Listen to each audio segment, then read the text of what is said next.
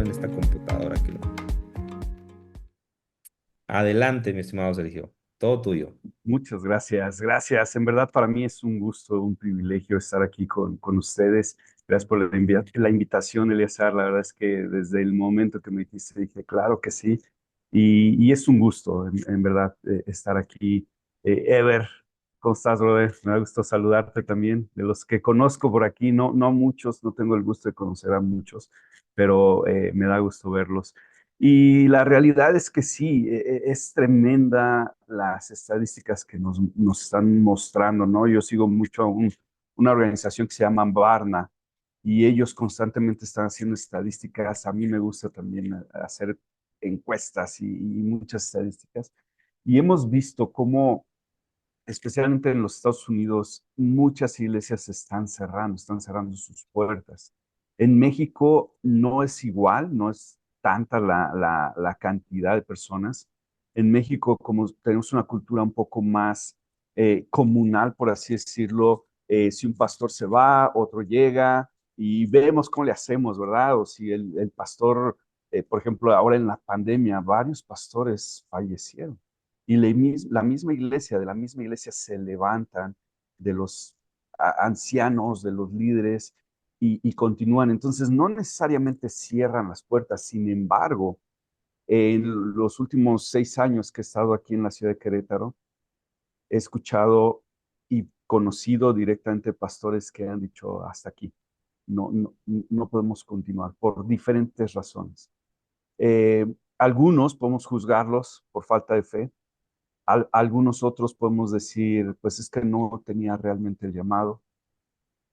Pero si vemos la realidad de las cosas, podemos darnos cuenta que estaban ellos Ok, cansados, vaya a la puerta, estaban por favor. estresados, estaban definitivamente llevados a los límites. Y sus familias, en muchos casos también. He escuchado muchos testimonios. De hecho, antes de llegar a la ciudad de Querétaro, hice una investigación con varios pastores y para mí, yo les preguntaba, ¿qué es lo que más necesitan como pastores?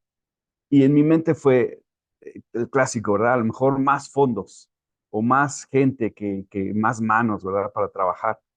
Pero a mí me sorprendió que la mayoría respondió como primer lugar el que se sentían solos, el que no se sentían capaces de llevar a cabo el llamado. Y eso pues nos abrió mucho los ojos. Teníamos ya, gracias a Dios, una historia en la ciudad de Pachuca con un equipo que habíamos trabajado. A mí esto no me hizo sentido porque yo habíamos trabajado por 9 años con un equipo. Éramos 4 familias y varios de tiempo completo. Y gracias a Dios pudimos en ese periodo plantar 3 iglesias y de esas 3 iglesias empezaron a multiplicarse y cuando nosotros queríamos, la meta eran 5, cuando queríamos plantar la cuarta, ya había planes de las mismas iglesias de plantar. Ya no nos necesitaban, por así decirlo, ¿no? Como equipo. Entonces empezamos a ver qué era lo siguiente, pero me sorprendió mucho ver precisamente esto, que la mayoría de los pastores se sentían solos, que se sentían incapaces de llevar a cabo la obra para la cual habían sido llamados y sus familias estaban cansadas, quemadas, como decimos, ¿no? A lo mejor la esposa quizá ya cansada un poco, los hijos cansados, escuchar, ver a sus padres, atender a muchas otras personas, pero no atenderlos a ellos. Y estas son algunas de las causas, hay muchas otras. A veces sí son cuestiones financieras, a veces son cuestiones, por ejemplo, ahorita lo que está pasando en el sur del país, ¿no? Donde está habiendo persecución y 100 iglesias tuvieron que cerrar en el sur del país. Y hay diferentes razones, pero me gustaría hablar de algunas de ellas y especialmente enfocarnos en el crecimiento. Les voy a compartir aquí la pantalla y espero que tengan por ahí, quizá a lo mejor algo para tomar notas, si pueden. Al final, la idea es que si hay preguntas, nos quedemos a un tiempo de preguntas ya más práctico. Si puedes prender tu cámara, igual te lo recomiendo, la dinámica es diferente cuando podemos estar interactuando. Si no puedes, está bien. Sé que hay ocasiones donde no se puede, a lo mejor vas viajando o estás en el trabajo, está bien, no te preocupes, pero si puedes hacerlo, yo te lo recomiendo que lo hagas, te lo pido. Entonces, vamos a ver, empezar, ¿no? ¿Cómo medir el crecimiento de la iglesia? Y estos son temas que podemos enfocarnos en números, podemos enfocarnos en historias, en testimonios, pero principalmente necesitamos enfocarnos en el fruto que estamos dando como iglesia, como cuerpo de Cristo. Y hay tres temas en los que me gustaría que nos enfocáramos. Primero que nada, la importancia de medir el crecimiento, más allá de los números y la multiplicación en todos los niveles. Y al final, si tienen algunas preguntas, adelante, ¿verdad? Gracias a Dios, nos ha permitido plantar 3 iglesias aquí en la ciudad de Querétaro, una en la ciudad de Mérida, y ya estamos pues viendo de qué forma también plantar una cuarta iglesia en la ciudad de Querétaro. Hemos tenido la oportunidad de pastorear, de discipular y de capacitar a otros pastores del área, más que nada de la zona centro del Bajío y de la zona centro del país por el momento.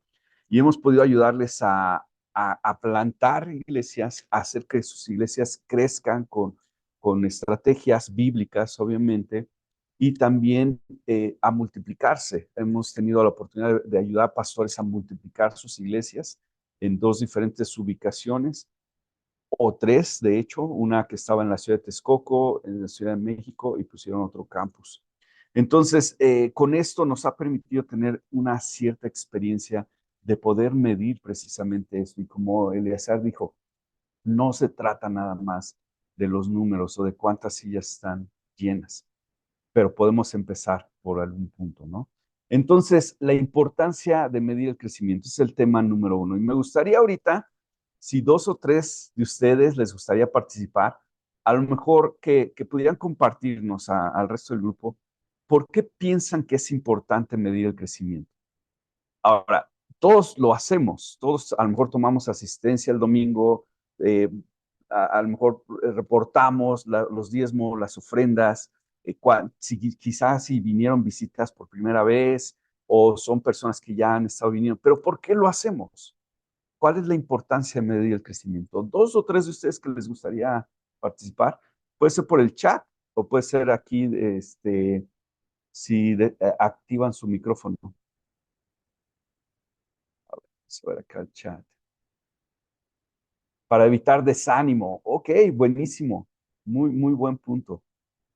¿Qué más, hermanos? Pues para ver si está siendo uno realmente efectivo, ¿no? A veces también eso lo consideramos, decimos, si está viniendo la gente, pues estoy haciendo las cosas bien de cierta manera. Exacto, buenísimo, buenísimo. ¿Quién más? ¿Alguien más? Para hacerse una autoevaluación, ¿no? Claro, absolutamente. Eso es, yo creo que muy, muy importante.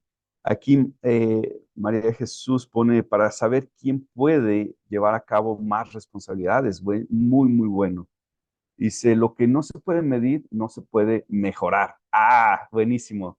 De hecho, es uno de los lemas que traigo aquí, ¿verdad? Si no se puede medir, no lo podemos mejorar, no lo podemos cambiar. Buenísimo. Yo creo que tenemos que poner en contexto el hecho de que estamos en una guerra, hermanos. La palabra nos lo dice.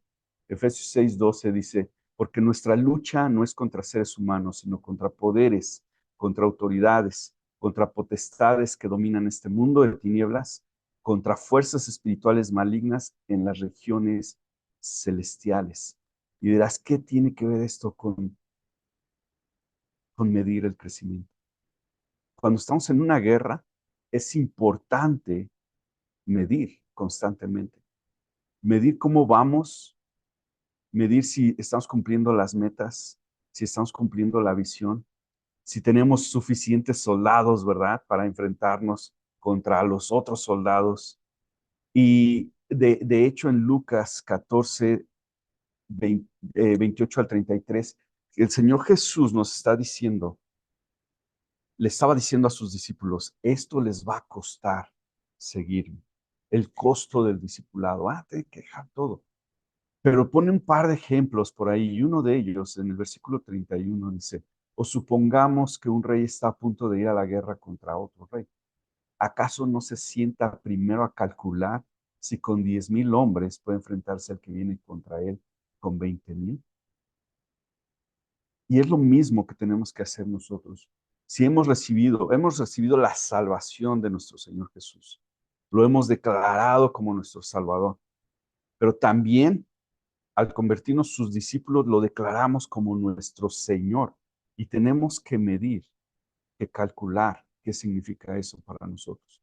No solamente nos quedamos ahí, sino si Él ha puesto un llamado en cada uno de nosotros para dirigir a su pueblo, para pastorear a su pueblo, para discipular, para ser discípulos que hacen discípulos, necesitamos ver y estar midiendo si tenemos los recursos, si tenemos lo necesario para que podamos avanzar.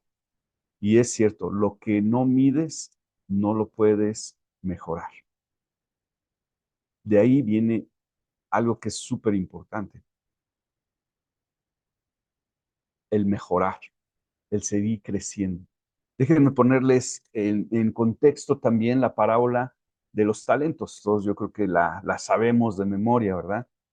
Pero lo que podemos resaltar de esta parábola, obviamente, es una verdad espiritual que nos está enseñando acerca del reino de los cielos, pero podemos aprender muchas verdades implícitas acerca de también de la productividad aquí en la tierra, de lo que el Señor quiere que estemos haciendo aquí en la tierra. Y el Señor de la historia aquí, el amo de estos siervos, no estaba feliz por la cantidad, nunca se menciona realmente el resultado, sino porque los dos siervos que fueron fieles fueron productivos, y así los llamó, fieles. Ellos fueron productivos. El tercero no fue productivo y lo llama malo y perezoso. Entonces, definitivamente tenemos que estarnos autoevaluando cómo vamos. Nos ayuda también para animar a los demás, para no desanimarnos, lo que ya mencionaron. Pero esto es algo importantísimo, porque el Señor ya nos ha dado a nosotros recursos. Y la pregunta aquí que quiero hacer, y es para todos, ¿verdad? Incluyéndome, ¿qué haces con lo que tu Señor te ha confiado? El Señor te ha confiado recursos, te ha confiado bendiciones, te ha dado. Eh, Me encanta vernos como iglesia, ¿verdad? Como la iglesia del Señor, como un centro de distribución de las bendiciones de nuestro Padre Celestial. ¿Y qué estás haciendo con esas bendiciones? Y podemos poner algunas de ellas en contexto. Por ejemplo, el tiempo, la energía, el dinero, la capacidad. En la parábola de los talentos, el Señor, el Rey, le da a cada uno de sus siervos de acuerdo a su capacidad, de acuerdo a lo que ellos pueden administrar. A veces nos preguntamos, Señor, ¿por qué no me das más? Quizá no estamos siendo siervos buenos y fieles con lo poco. Y Él nos da tiempo, a todos nos da 24 horas. ¿Qué estamos haciendo con ese tiempo? Nos da energía. Esa energía definitivamente la tenemos que renovar. ¿Cómo la renovamos? Descansando. Necesitamos tiempo para descansar. Necesitamos dinero para poder comprar comida, para renovar nuestra energía. Necesitamos tener hasta la capacidad de poder apagar nuestro cerebro e irnos a dormir. Conozco muchos pastores que no tienen esa capacidad, que les cuesta trabajo hasta dormir y descansar. El dinero, llámense diezmos, ofrendas, recaudación de fondos, no sé exactamente cómo lleven a cabo ustedes el ministerio, pero el dinero que el Señor nos da, cómo lo estás administrando. Y tus capacidades, no solamente las tuyas también, sino las de tu equipo. Puede ser tu equipo, tu esposa, tus hijos. A mí, por ejemplo, me encanta hacer ministerio servir a los demás como familia. Mis hijos, ya tengo una señorita de 17, una de 15 y un jovencito de 12, y los 5, junto con mi esposa, estamos sirviendo cada semana, de alguna u otra forma. Pero como líder, como cabeza, tengo que dirigirlos también a ellos, las capacidades que el Señor tiene, cómo lo estoy haciendo. Pero no solamente eso, sino que también el equipo de voluntarios, lo que el Señor me ha dado para administrar. Hay personas que han decidido pasar su tiempo, dedicar su energía, dar su dinero, y cómo lo estoy administrando yo como pastor, como líder.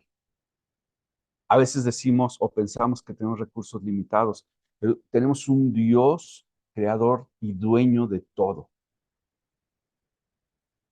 Y a lo mejor hay varias razones por las que podemos pensar que tenemos recursos limitados. A lo mejor porque queremos hacer más y la visión es tan grande, pero no nos alcanzan los recursos. A veces yo me siento que el tiempo no me da, ¿verdad? No me da para poder hacer todo lo que el Señor siento que me está llamando a hacer.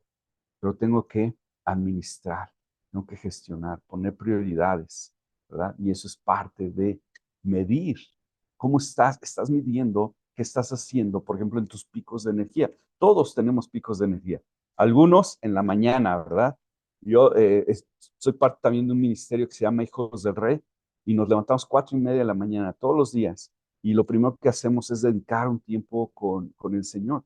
Y a veces hay gente que en la mañana, a esa hora, están súper activos. Hay otros que les cuesta mucho trabajo, ¿verdad? A lo mejor después de unos 3 cafecitos y andar ahí, a lo mejor hasta desayunar, ya empieza uno como que a reaccionar. Y hay otros que en la noche están súper despiertos y su mejor momento creativo lo pueden desarrollar en la noche. Está bien lo que el Señor y lo que a ti te funcione, pero esos picos de energía, ¿cómo los estás usando? ¿Los estás usando en Netflix o redes sociales o viendo cosas que a lo mejor no tienes que estar viendo? ¿Estás pasándolo realmente trabajando en el campo del cultivo del Señor? ¿Estás pasándolo en la presencia del Señor? ¿Cómo estás pasando tus picos de energía? ¿Verdad? Porque a veces, no sé si les pase, pero a mí me llegó a pasar en un punto de mi vida donde empezaba a hacer todo lo que yo pensaba que era lo más fácil, y lo más difícil lo dejaba hasta el último, ¿verdad? ¿Y qué pasaba? Al último, ya en la noche, cuando ya estaba cansado, hacía mi trabajo más importante, pues no lo hacía con excelencia. Es parte de eso, estar midiendo. Todo empieza con nosotros, hermanos. Y si todavía lo ponemos en contexto de otra parábola y ponemos la parábola del sembrador en contexto, nos vamos a dar cuenta que la economía del reino va más allá de nuestro entendimiento. En la economía del reino tenemos resultados asimétricos. Tengo aquí 3 figuritas, ¿verdad? El triángulo de abajo simboliza el trabajo que ponemos, y el triángulo de arriba simboliza el resultado que obtenemos. ¿Alguna vez te has sentido como que trabajas y trabajas y trabajas y no ves fruto? Yo sí, en algunas ocasiones. Y esto se debe por varias razones. A veces tiene que ver con la paciencia, a veces tiene que ver con que no hemos labrado la tierra. Hay corazones duros, incluyendo el de uno mismo, que no nos hemos sometido al Señor, y hay corazones duros. Algunas otras veces es porque hay temor. Las piedras no las hemos quitado del terreno, y hay temor, hay duda. Y lo peor que nos puede pasar a ti y a mí es tener duda sobre nuestro llamado. Apenas acabo de escuchar una historia y me encantó esta historia. Habla ahorita hablando de guerra, ¿verdad? De cuando dos ejércitos se enfrentan, normalmente uno invade a otro. Y este hombre que estaba dando esta meditación explicaba cómo el que invade, el que llega a invadir, normalmente tiene 5 veces desventaja en contra del que está invadiendo. Y en mi mente, ¿verdad? Estratégica, estaba pensando, pues ha de ser porque el ejército al que están invadiendo, pues él conoce el terreno, tiene más fortaleza, conoce todo, tiene más recursos, y yo empecé a pensar en eso, ¿no? Pero me sorprendió lo que él dijo. Dice, el ejército que está invadiendo tiene una desventaja de 5 veces, debido a que el ejército que está siendo atacado, ellos están seguros de por qué están luchando, para defender a sus esposas, a sus hijos, sus propiedades, lo que es de ellos. Y ellos no tienen ni una gotita de duda de por qué están peleando. Sin embargo, el ejército que está invadiendo, muchos de ellos dudan, no saben si lo que están haciendo es lo correcto. Están siguiendo a un líder, están siguiendo a su rey o a su presidente o lo que sea. Y de hecho me sorprendió porque he estado viendo algunas entrevistas ahorita de la guerra de Ucrania y también en Israel. Y una de las cosas que noté de algunos de los que estaban entrevistando es eso. Algunos de los soldados rusos que en este caso están invadiendo, ellos están inseguros. Ellos no saben si lo que están haciendo es lo correcto. Entonces, hermanos, ¿a qué voy con esto? Si tenemos duda, si tenemos piedras en el campo de cultivo y no hemos quitado esas piedras, la semilla no va a dar fruto. Si aún en nuestro propio corazón y en nuestra mente hay duda, ¿qué podemos esperar de los demás? El tercer punto, ¿no? Habla de la parábola del sembrador, también habla de los espinos y los abrojos. ¿Qué está quitándole nutrientes a la semilla? ¿Qué te está distrayendo? Al final de cuentas, si tú y yo somos y nos convertimos en tierra fértil, los resultados van a ser asimétricos. El Señor da un crecimiento del 30, 60 y 100 por uno. Y eso es lo que queremos ver todos, ¿cierto? Tener ministerios que realmente están dando fruto, que están creciendo, que estamos avanzando, que estamos animando, que estamos haciendo discípulos que hacen discípulos, al final de cuentas.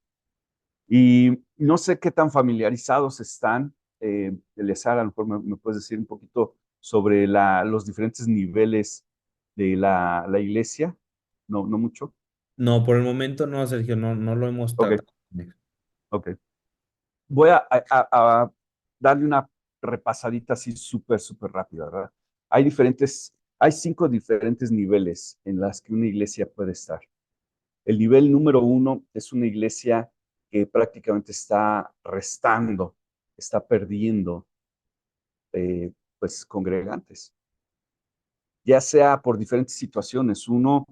Conozco iglesias que están perdiendo congregantes porque eh, prácticamente se están muriendo, literalmente, ¿verdad?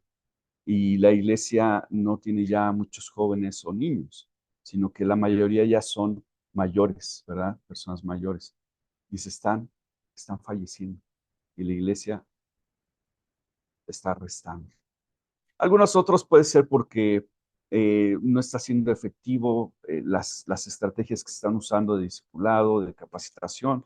Y ahorita, bien la gente, ¿verdad? Muchas veces está muy enfocada en lo nuevo y conozco, ahorita se está dando un fenómeno, no sé si allá en sus iglesias también, pero aquí en Querétaro, de lo que le llaman el church shopping, ¿no? Donde van y una familia va y visita varias iglesias para ver en cuál se queda. Aquí se está dando muchísimo eso, especialmente en la ciudad de Querétaro. Ahorita dicen una estadística de que 120 personas están llegando a la ciudad de Querétaro al día. Entonces, obviamente estas personas, algunos de ellos son cristianos, algunos conectamos con ellos los invitamos, ¿verdad? Desde cero, y empiezan a brincar en diferentes iglesias. Esa puede ser otra razón. Pero bueno, el punto aquí es que el nivel 1 son iglesias que están perdiendo congregantes por cualquier razón. 2, son iglesias que podemos decir están estables. No están ni creciendo ni están perdiendo, ¿no? A mí me encantó mucho una película, me parece que salió en los 90, no sé, a lo mejor algunos de ustedes la vieron, y se llamaba La Santa Muerte, una película con trasfondo cristiano, no sé si la llegaron a ver, pero algo que me sorprendió, hablaban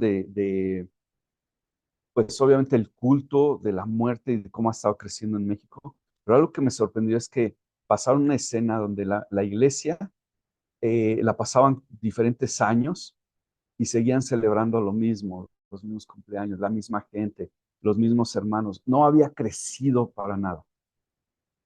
No, no estaban perdiendo, pero tampoco había crecido. Entonces, podemos decir que la iglesia en nivel 2 es una iglesia que está estable, ¿no? Por así decirlo. No está perdiendo, tampoco están ganando. El nivel 3 son aquellos que están empezando a sumar. Y a lo mejor llega uno de repente, a lo mejor llegó otro. La gente está buscando de Dios, hermanos. A veces nosotros mismos se los ponemos, se los hacemos difíciles. En el primer concilio de la iglesia en Hechos, eh, llegaron los apóstoles y empezaron a hablar acerca de la circuncisión y todo eso. Y llega Jacobo, el hermano de nuestro Señor Jesús, y dice, a ver, hermanos, espérense, yo considero que necesitamos dejar de ponerle trabas a los gentiles a que se conviertan a Dios. Y es eso, dejar de poner trabas, a lo mejor por nuestras tradiciones, que no están malas tradiciones, pero a veces unas tradiciones, nuestras formas, lo que sea. Como cristianos nosotros podemos aguantar lo que sea, porque ya tenemos un Señor y podemos aguantar eh, predicaciones largas, podemos aguantar calor, podemos aguantar hambre, podemos aguantar trabajo, polvo, caminatas, lo que sea lo podemos aguantar porque ya tenemos un Señor y nuestro Señor sabemos que lo que estamos haciendo es para Él. Pero aquellos que no conocen a Cristo todavía, ellos no están dispuestos todavía a aguantar algo así. Y a veces nosotros, por enfocarnos solamente en la iglesia, no ponemos cuidado en aquellos que todavía no conocen a Cristo. Entonces, solamente es para traerlo, ¿no? Entonces empezamos a sumar, a lo mejor por algunas cosas, porque la gente ya está buscando de Dios. El nivel 4 son aquellos que ya se empezaron a replicar. Y aquí podemos ver, por ejemplo, yo creo que todos conocemos iglesias que tienen la iglesia madre, por decirlo, en una ciudad y luego ponen campuses, ¿no? Entonces replican lo mismo en diferentes lugares.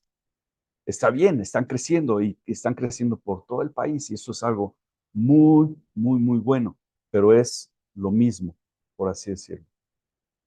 Y a lo mejor tienen un gobierno de la iglesia centralizado, pero ya vamos al nivel número 5. El nivel 5 son iglesias que se están multiplicando, que están enviando equipos, que están enviando sus mejores elementos a las líneas, a las primeras líneas de combate. Son iglesias que preparan en casa, ¿verdad? Que rescatan y luego los reconcilian y luego los restauran y luego los reenvían, ¿verdad? Esas son iglesias de nivel 5. Pero necesitamos estar midiendo constantemente cómo estamos creciendo, en qué estamos creciendo, en qué no estamos creciendo. Y ahorita vamos a hablar un poquito más de eso, ¿no? Y quiero poner en contexto el ciclo de vida de todo organismo, ¿no? Pero aquí le puse como una iglesia. Lamentablemente esto también pasa en las iglesias. Nace, a lo mejor una iglesia es plantada, crece, llega a su punto máximo y luego viene un declive y en algunos casos la muerte. Hemos escuchado de iglesias que han tenido que cerrar sus puertas, hablando del edificio, pero terminan todos desbandados en otros lados. Pero como iglesia local, han tenido que cerrar las puertas. Necesitamos tener estrategias para que esto no pase. Algunas veces esto pasa, conozco lamentablemente una iglesia que nació, empezó a crecer, llegó a su punto máximo, tuvo su declive y murió en 7 meses, hermanos. Eso es terrible. Y también conozco iglesias que han tenido el mismo proceso, el mismo ciclo, pero les ha tomado 150 años, por ejemplo. Y por no renovarse, por no avanzar, por no crecer, han tenido que cerrar las puertas. Entonces hay de todo, ¿no? Ahora aquí cosas que nos podemos preguntar es, para llegar a ese punto máximo, ¿qué factores han influido para el crecimiento?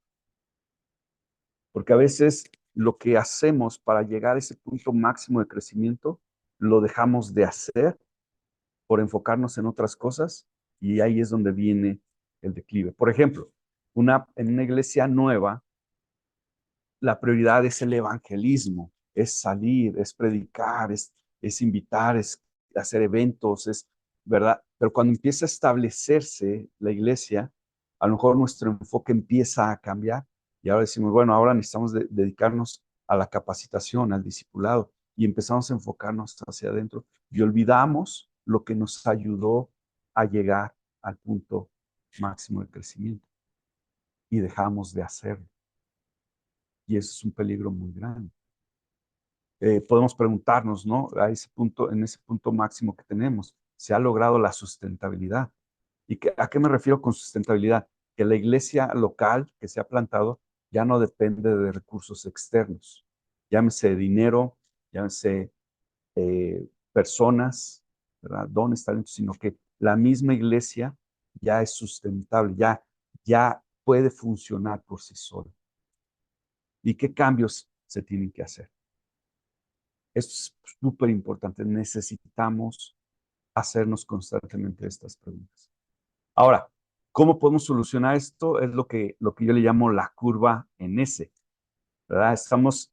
Llegamos al punto máximo. ¿Cómo podemos evitar la caída? Prácticamente el famoso lema, ¿verdad? Renovarse o morir. Renovarse o morir. Y quiero ponerles un ejemplo de las escrituras. En Hechos podemos ver este ciclo de la iglesia creciente con varias curvas en S de crecimiento. Miren, si lo ponemos en contexto, aquí vamos a empezar de abajo hacia arriba, ¿ok? Y les puedo compartir estas pantallas, si gustan, si lo quieren tener. En Hechos 1:8, la iglesia es enviada, ¿verdad? Dice, recibirán poder y serán mis testigos en Jerusalén, Judea y Samaria, ¿verdad? Y hasta los confines de la tierra. Entonces, los discípulos son enviados. ¿Y qué pasa en Hechos 2:42 específicamente, ¿verdad? Después de la gran cosecha del sermón de Pedro, vemos que la iglesia se relacionaba, convivían entre ellos y empieza a crecer. El Señor va añadiendo a aquellos que van siendo salvos de ese trato y de ese cuidado de la iglesia. Vemos en Hechos 4:32 cómo la iglesia se empiezan a ministrar unos a ellos, a servirse, a buscar soluciones a problemas que van surgiendo, etc. Pero en Hechos 6 vemos cómo ellos han tenido que estructurarse y establecerse. Empezamos a ver concilios, empezamos a ver cómo se organizan, a ver quién va a atender a las viudas, quién va a estar enfocado en la enseñanza, quién va a poner las mesas, y se empiezan a estructurar. Pero el Señor dijo, vayan, no quédense. Si los hermanos de los primeros cristianos se hubieran quedado en Jerusalén, lo más seguro es que iba a venir un declive. Pero el Señor, en su gran sabiduría y su gran amor, empiezan a permitir que la iglesia sea perseguida. ¿Para qué? Para esparcirla. Para que salgan de su zona de confort. Y otra vez, ¿verdad? Es enviada y empiezan a salir de Jerusalén. Y la iglesia, ¿qué pasa? Se empieza a relacionar, empieza a crecer, se relaciona con los gentiles, con los que no conocen a Jesús como Señor y Salvador, empiezan a crecer, otra vez viene otro concilio, se ministran unos a otros, se empiezan a servir, se organizan, se estructuran, se establece y otra vez viene otra persecución y luego vemos aquí, ¿verdad? Le puse Jerusalén, Judea y Samaria y luego más adelante aquí hasta los confines de la tierra. Lo mismo, es el mismo proceso. Entonces, para evitar este declive, necesitamos asegurar que cuando estamos en el punto más alto, empezamos a estructurar, pero para salir, ¿verdad? Para seguir creciendo, para seguir alcanzando. Espero que esto tenga sentido, hermanos, porque miren, uno de los peores errores de la iglesia es enfocarse solamente hacia adentro. Sí, hemos sido llamados a edificar a la iglesia, definitivamente. ¿Y qué significa eso? Poner nuestros dones y talentos para edificarnos unos a otros. En Efesios 4, ¿verdad? Pablo dice, a uno se nos dio el don de ser apóstoles, de ser evangelistas, de ser profetas, pastores y maestros. Todo esto para edificar a la iglesia. Pero si solamente nos enfocamos adentro, nos vamos a olvidar de los que están afuera. Yo he notado esto, hablando de Efesios 4, ¿verdad? Y las funciones de servicio que se otorgan. Normalmente una iglesia adquiere la personalidad o el temperamento de su pastor o del líder que está enfrente de ellos. ¿A qué me refiero? Si el pastor tiene su función de servicio y le da mucha prioridad, por ejemplo, al apostolado, que es extender el reino, la iglesia que hace y todos en qué están enfocados, en extender el reino. Si la iglesia, si el pastor, él es, por ejemplo, un maestro y siempre está luchando por la sana doctrina, normalmente lo que pasa es que todos están enfocados en la sana doctrina. Y eso es bueno, todos estos son muy buenos. El problema es que si solamente nos enfocamos en uno de ellos, por ejemplo, el profeta, ¿verdad? Que el profeta, la prioridad del profeta es que la gente pueda experimentar la presencia de Dios. Y conocemos a muchos, yo conozco muchos profetas que les gustan los detalles, las luces, la música, y todo es para que la gente pueda experimentar de la mejor manera la presencia de Dios. Pero si solamente nos enfocamos en eso, nos olvidamos de las otras funciones. Por eso es importante trabajar en equipo. Una iglesia sana tiene a todos estos dones para que se esté edificando la iglesia, no solamente uno o un solo enfoque. Y eso es algo importante. Necesitamos recordar que tenemos que salir, que tenemos que predicar afuera, no solamente adentro. Y hay una pregunta, ¿qué es lo que no podré hacer en el cielo? ¿Qué es lo que no vamos a poder hacer en el cielo? Me gustaría escucharlos otra vez. Dos o tres de ustedes que quieran escribir ahí en el chat o que quieran eh, abrir su micrófono y compartir. ¿Qué es lo que no vamos a poder hacer en el cielo? Exacto, predicar. ¿Qué más? Evangelizar, exacto. Ya los que vamos a estar ahí, ya pues prácticamente fuimos los que aceptamos a Jesús como Señor y Salvador. Pero, ¿qué hay de todos los demás? Ahí ya no va a ser necesario la predicación, ya no va a ser necesario el evangelismo. Lo que no vamos a poder en el cielo vamos a poder adorar con ganas, todos juntos, como lo hacemos aquí en la tierra, pero mucho mejor. Vamos a poder convivir, vamos a tener unos banquetes, pero bien buenos. Vamos a poder edificarnos unos a otros, vamos a poder servirnos unos a otros. Todo eso lo vamos a poder hacer. Pero lo que no vamos a poder hacer es alcanzar a los perdidos. Es eso. Aquellos que no tienen un futuro y una esperanza eterna. Aquellos que no tienen una relación personal con Cristo. No vamos a poder hacer eso. Ese es el trabajo que tenemos que hacer aquí en la tierra. Y déjenme decirles que hasta el momento no he encontrado a ninguna iglesia que no esté de acuerdo con la Gran Comisión. Todos los pastores están de acuerdo, estamos de acuerdo con la Gran Comisión. Todos. No he conocido a alguien que diga, no, yo no estoy de acuerdo en hacer discípulos de todas las naciones. Pero, aquí hay un pero, ¿verdad? Pero, ¿en dónde estamos poniendo nuestros recursos? ¿En dónde estamos poniendo nuestro dinero? ¿Cómo están nuestros presupuestos? ¿En dónde estamos poniendo nuestros, por ejemplo, los eventos, los calendarios, nuestros horarios, en cómo pasamos nuestros días, nuestras actividades diarias? Si una iglesia ahorita me dijera, ¿sabes qué? Yo estoy de acuerdo con la Gran Comisión y nosotros estamos muy enfocados en la Gran Comisión, y si yo les pidiera, a ver, préstame tu presupuesto, préstame tu calendario de eventos, muéstrame cómo estás usando tu tiempo, tú como líder, las actividades de la iglesia, puedo darme cuenta si la iglesia realmente está alineada y enfocada en la Gran Comisión o no. Y esto es tremendo. Todos estamos de acuerdo, pero ¿cómo estamos usando nuestros recursos? Esa es algo clave que yo creo que cada uno de nosotros, si somos honestos, sinceros, podemos llegar al Señor y si algo no está claro, Él nos lo revela y decirle, Señor, ayúdame, aquí está mi presupuesto, aquí está mi calendario, aquí están mis horarios, aquí están las actividades que estamos haciendo como iglesias. ¿Qué necesito cambiar o qué necesito modificar? Vamos a pasar al siguiente punto, si saben con ustedes, más allá de los números, más allá de los números.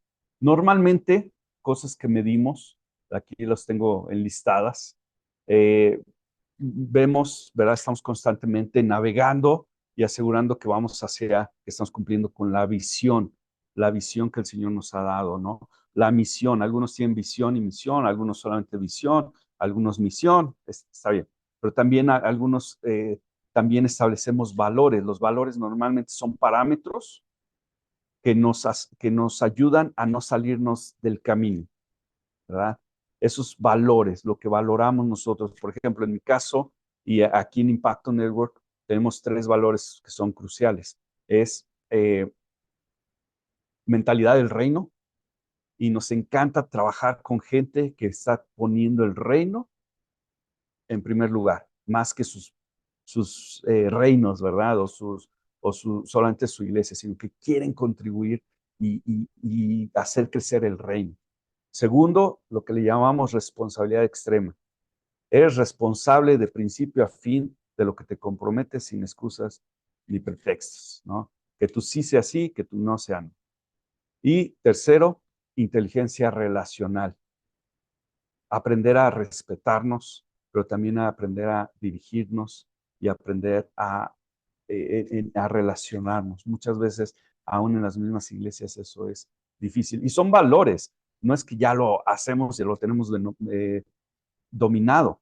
Son valores que normalmente nos están marcando si vamos bien o no vamos bien. Entonces, por eso es que va más allá de los números.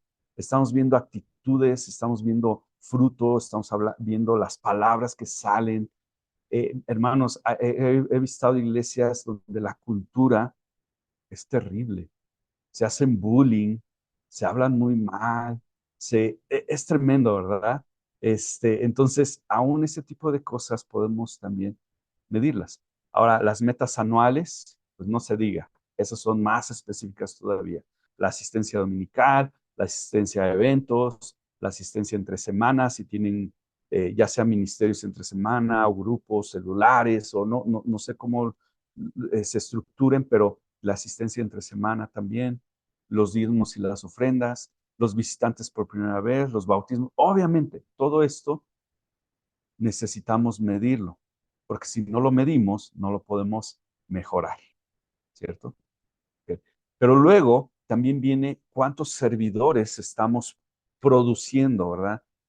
De nuestro trabajo, al dar fruto, cuántos servidores están levantando la mano y diciendo, yo estoy listo para servir, yo quiero servir. A mí pónganme a servir en donde sea, ¿verdad? ¿Cuántos asistentes Nosotros, bueno, en nuestro caso, tenemos normalmente a los líderes y los líderes son responsables de dirigir el ministerio, pero también de discipular a los asistentes. Y normalmente pasan entre 6 meses a un año haciendo ese trabajo, ¿verdad? Y luego esos asistentes, la expectativa es que se conviertan en líderes y también ya cada quien tenga su asistente. O pastores de zona, ¿no? O pastores plantadores. Gracias a Dios, la primera iglesia que plantamos aquí en Querétaro fue en el 2018. Ahí tuvimos una pareja de residentes, de hecho, dos parejas de residentes, pero unos primero, y a ellos los enviamos al otro lado de la ciudad a plantar, y llegaron otra pareja de residentes, igual estuvimos con ellos 2 años trabajando, y ya plantaron también en otro lado de la ciudad, y el equipo también que se fue a Mérida, ¿no? Entonces es trabajar hombro con hombro.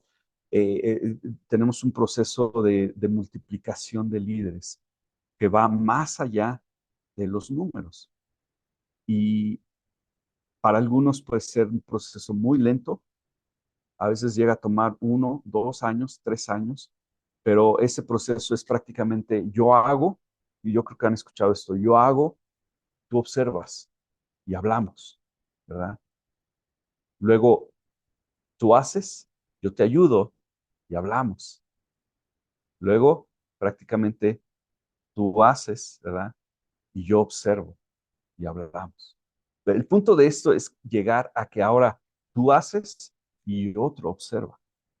Y ustedes hablan, pero también nosotros hablamos. Porque sigue esa conexión de discipulado, de pastorado, de cuidado pastoral. Es importante. Entonces, ¿qué más? ¿Qué más se puede medir?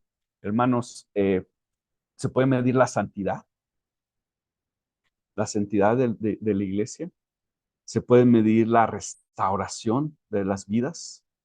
Se puede medir el compromiso. ¿Se puede medir el amor por los perdidos? Yo creo que sí, sí se puede. Lo vemos en el libro de Hechos.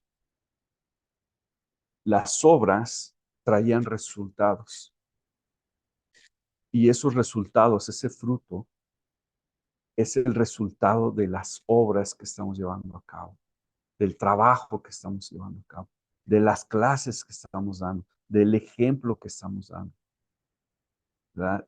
A mí me encanta y yo siempre animo a todos a que tengan su propio libro de Hechos 29,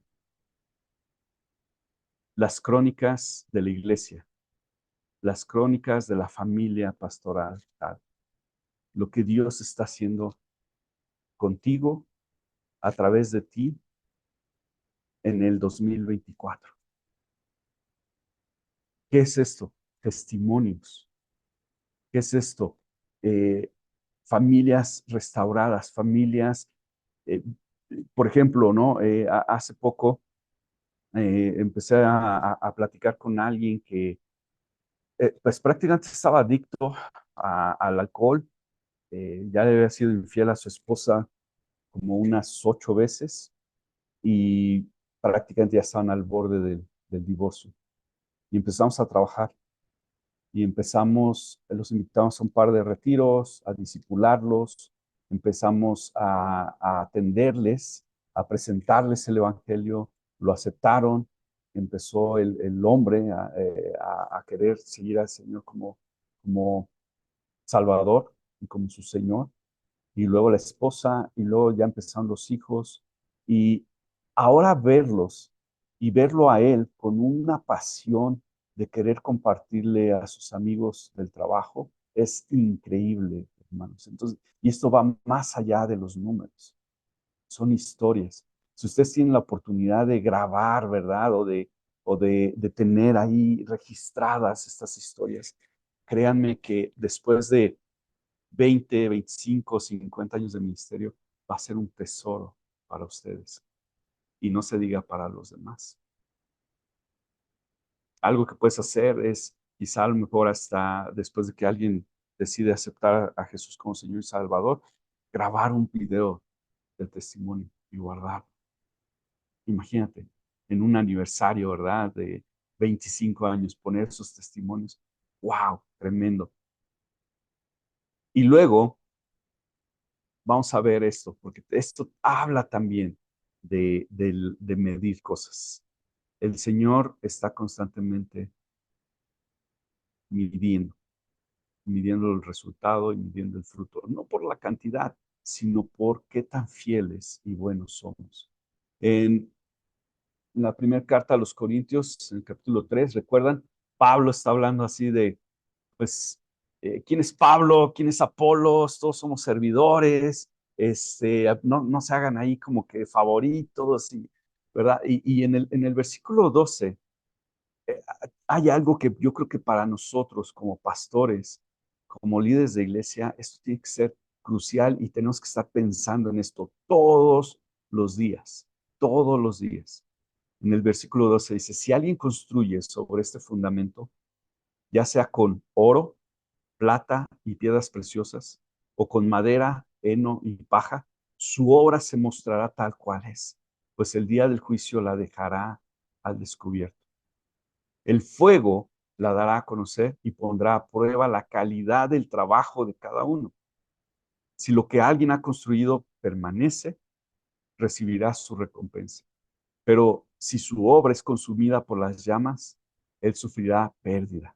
Será salvo, pero como quien pasa por el fuego. ¡Wow! Esto está tremendo, ¿no? Y mi pregunta es, ¿con qué tipo de materiales estás construyendo? Al final, en Jesús somos salvos, ¿verdad? Pero imagínate llegar al cielo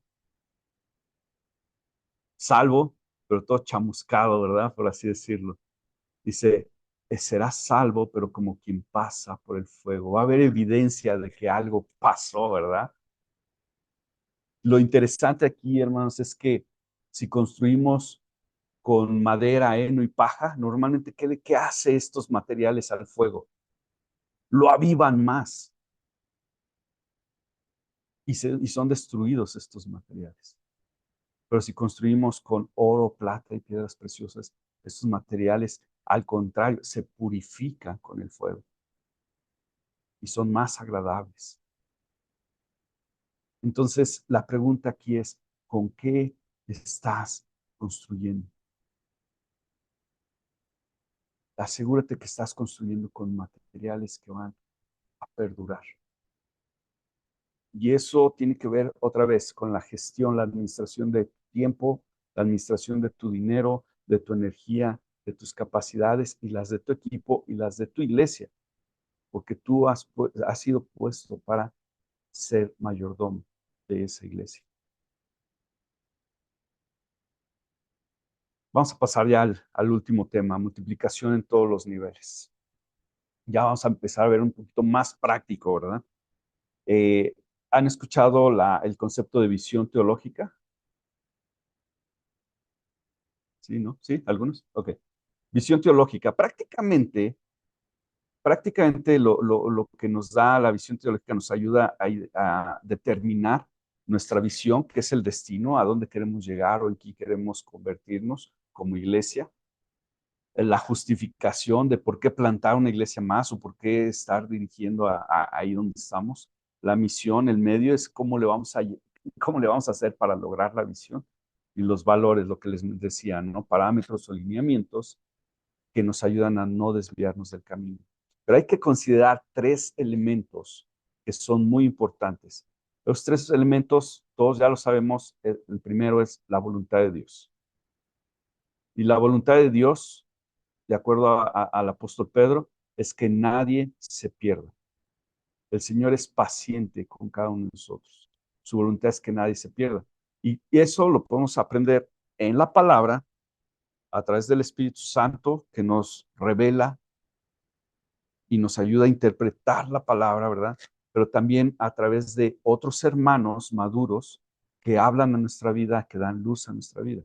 Y es identificar la voluntad de Dios para cada uno de nosotros en nuestro contexto. Siguiente elemento es la gente o el campo de cultivo, ¿verdad?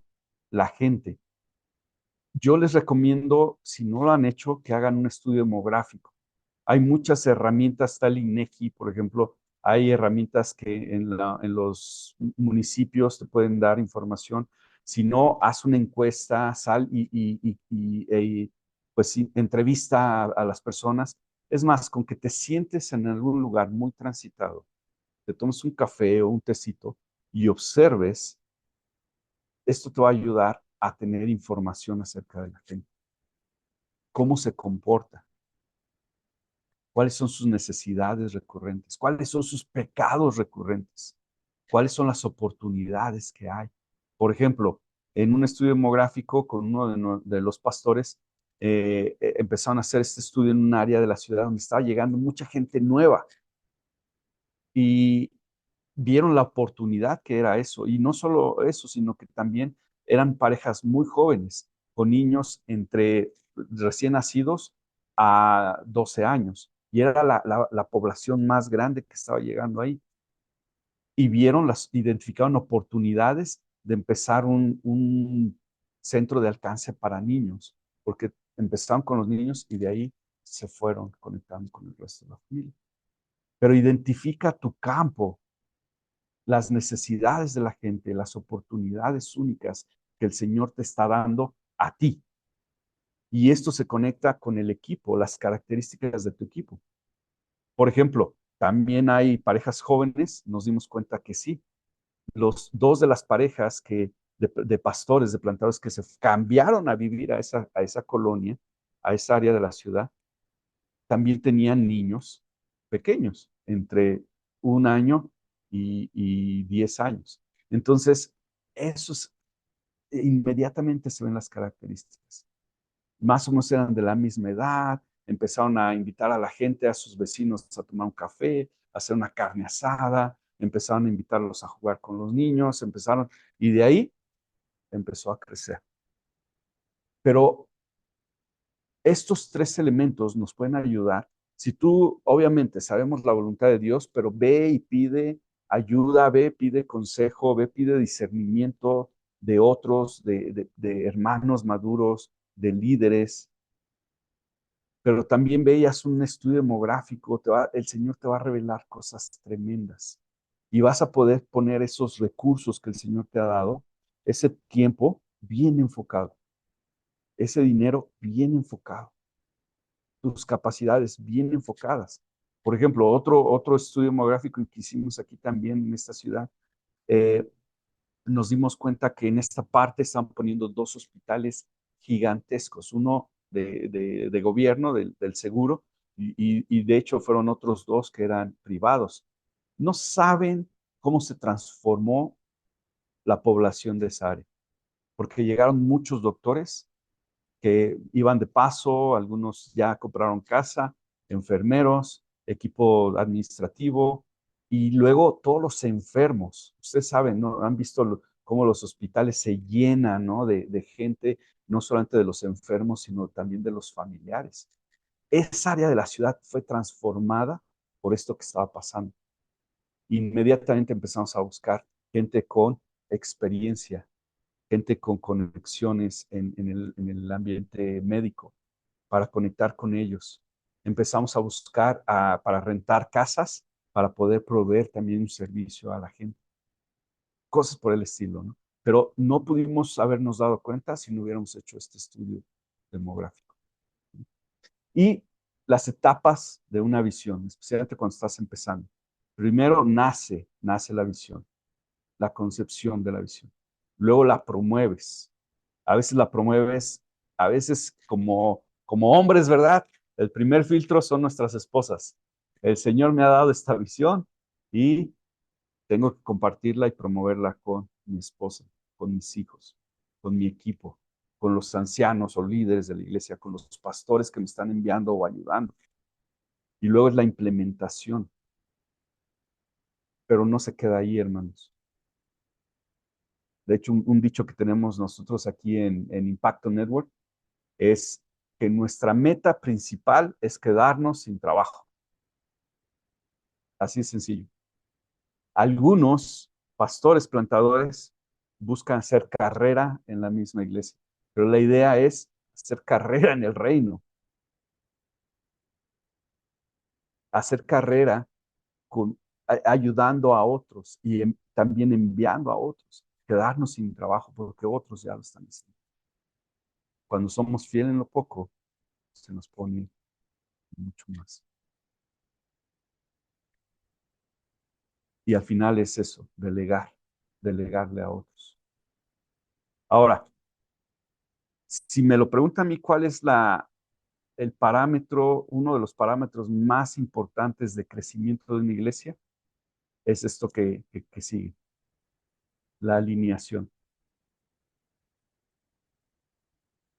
La gente que está naciendo, la gente que está creciendo, la gente que estoy discipulando, la gente que estoy pastoreando, ¿se está alineando o no se está alineando?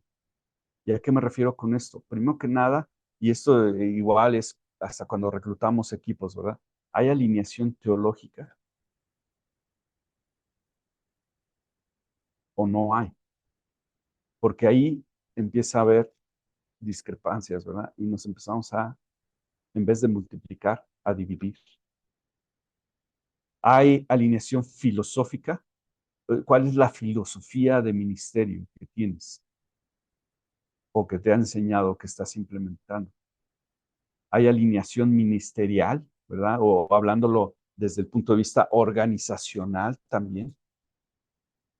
¿Cómo organizas los sistemas que usas, las herramientas que usas? ¿Usas redes sociales o no usas redes sociales? ¿Usas sistemas de automatización? ¿Usas Right Now Media o no usas Right Now Media, verdad? Todo eso. Así de sencillo. Hay alineación en todo esto, relacional también y cultural.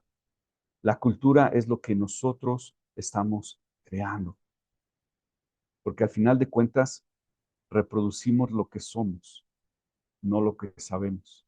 Muchas veces en la iglesia, en las iglesias, pensamos que con la pura predicación y con las clases, escuela dominical o clases de talleres y todo eso, que ya estamos discipulando a la gente. Pero la realidad es que habla más nuestro ejemplo, lo que hacemos y lo que no hacemos. Vamos a ponerlo en contexto. Salomón. Salomón escribió parte de Salmos, Proverbios, Eclesiastés, era el hombre más sabio del mundo, le dio muchos consejos a sus hijos y sus hijos, ¿qué terminaron haciendo? Lo que vieron, no lo que escucharon. Y muchas veces así es en las iglesias. La gente reproduce lo que ve más que lo que está escuchando. Entonces necesitamos asegurar que estamos creando y codificando un ADN saludable, ¿no? ¿Qué es el ADN de una iglesia? Porque también podemos medir esto. Es el código intangible, normalmente no se ve, ¿verdad? Que hace que la gente se comporte y actúe de cierta u otra forma. Lo que caracteriza a un grupo y que puede también explicarse como el carácter de la iglesia o la personalidad o el temperamento de la iglesia. Y son protocolos establecidos y protocolos no establecidos. Por ejemplo, los protocolos establecidos es la visión, la misión, los valores. Eso ya está establecido. Muchas veces hasta lo imprimimos grande, ¿verdad? Para que todo el mundo lo vea. Esos son protocolos establecidos, pero también hay protocolos no establecidos. ¿Cómo nos saludamos? ¿Saludamos a los que están por primera vez o no los saludamos? ¿Les atendemos o no les atendemos? ¿Qué hacemos? Tú puedes ser intencional en codificar un ADN saludable o puedes dejar que simplemente suceda y a ver qué sale. Pero de que se va a codificar un ADN, se va a codificar una cultura. Al final de 3 años, al final de 5 años, vas a ver los resultados. Si fuiste intencional, vas a estar empujando, direccionando lo que quieres que crezca. Pero si no, entonces va a crecer lo que la mayoría aprecia, lo que la mayoría impulsa. Es importantísimo. Y finalmente, para cerrar este espacio, ¿verdad? Hablando de la alineación, quiero compartirles estos cuadrantes de alineación, porque aquí, para mí es una de las medidas más importantes que podemos tener cada uno de nosotros. ¿Estamos haciendo discípulos que hacen discípulos o solamente discípulos que se quedan como discípulos, nada más como congregantes, pero ellos mismos no hacen discípulos? Lo mejor que podemos ver nosotros como pastores, como líderes, es, por ejemplo, haber bautizado a alguien y luego ver a esa persona bautizar a muchos más. Esa es la mejor medida que podemos tener. Y dentro de esto es los cuadrantes de alineación. Si se dan cuenta aquí donde está la palomita, ¿no? El checkmark verde, dice, hay personas que le dicen que sí al ADN de la iglesia, les encanta estar en la iglesia, les encanta la visión, les encantan los sistemas, los procesos, las clases, todo, todo, todo, y también le dicen sí al liderazgo. Y estas personas son normalmente los que queremos enviar, son normalmente a los que son nuestros mejores elementos, y nos va a doler, pero son a los que queremos enviar para extender el reino. Va a haber personas que le dicen no al ADN, pero sí al liderazgo, y dicen, ¿sabes qué? Me caes muy bien, tenemos muy buena química, nos llevamos bien y todo, pero ¿sabes qué? La misión, como que no me gusta tanto, no estoy muy de acuerdo, no estoy muy alineado. Ahí lo que yo te recomiendo hacer es invitarlos a trabajar juntos por un tiempo y ver si hay una alineación. Porque si conecta contigo, el trabajar juntos y ver los resultados, eso puede alinearlo al ADN que estás tratando de crear. El otro, acá abajo, le dicen que sí al ADN, están emocionados por la visión, están emocionados por la misión, pero no hay química relacional. No se caen muy bien. Hay choque ahí en temperamentos. Y es algo natural entre seres humanos, al final de cuentas. ¿Qué hacemos aquí? Lo conectamos con otro líder. A lo mejor no se lleva muy bien conmigo, pero se lleva bien con mi copastor o con el anciano o el otro líder. Los conectamos, que ellos hagan match y a darle. Y está bien. Y tenemos a algunos que le dicen que no al ADN y le dicen no al liderazgo. No estoy de acuerdo con la visión, no estoy de acuerdo con los programas, no estoy de acuerdo con nada de lo que hacen aquí, pero tampoco me caes bien, ¿no? Por así decirlo, no nos llevamos muy bien. Esto es cuestión de tiempo, hermanos, para que esa persona se vaya. La ventaja es que, pues si ya son cristianos, ¿verdad? Ya tienen una relación con el Señor, pues está bien, esta persona puede ser como Marcos, ¿verdad? Pues vete a trabajar a otro lado, y Pablo a otro lado, y está bien. No tenemos que a fuerzas trabajar con alguien porque sí, ¿verdad? Entonces, para mí este es uno de las pruebas o de los resultados que son difíciles de medir, pero son visibles. Es en el trato diario, va más allá de los números, pero es muy importante tenerlos muy presentes, ¿no? Pues hasta aquí es lo que quería compartirles. Espero que esto pues haya sido de bendición. Me gustaría dejar un tiempo, si está bien, los que se quieren quedar, o no sé cómo está su hora,